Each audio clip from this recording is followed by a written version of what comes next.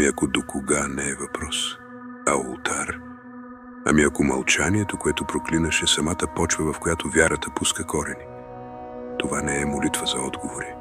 Това е псалм за онези, които страдат, които чакат, които се осмеляват да прошепнат в тъмното: там ли си?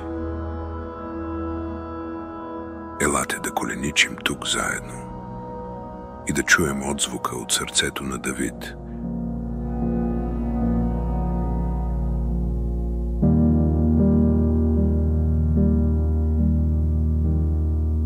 До кога, Господи? Ще ме забравиш ли завинаги? До кога ще криеш лицето си от мен?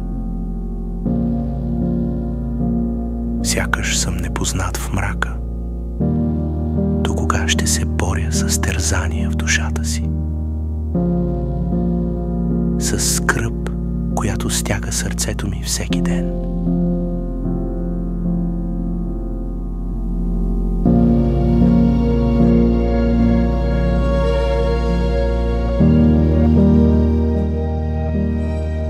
До кога врагът ми ще се възгордява над мен, докато аз потъвам в мълчание?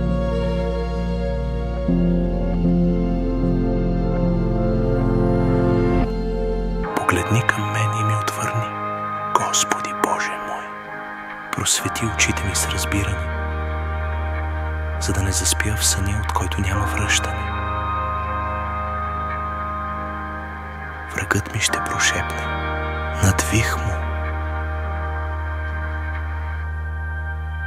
И противниците ми ще се зарадват на моето падение. Ти измерваш времето в Бог, но аз обитавам отвъд времето. Не съм се отвърнал. Аз съм тишината между твоите вдишвания, мълчанието под твоите вопли.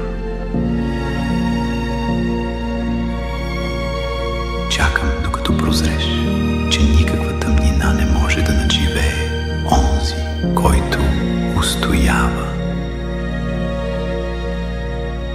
Тогава научи ме да устоявам, Господи. Укрепи ме в това чакане, за да не бъда погълнат от онова, което не мога да контролирам. Ако Ти си тук в мълчанието, то нека стоя в него без страх. Аз уповавам на Твоята неотменна любов. Сърцето ми ще се зарадва на Твоето спасение, не защото битката е свършила, а защото Ти си с мен в нея.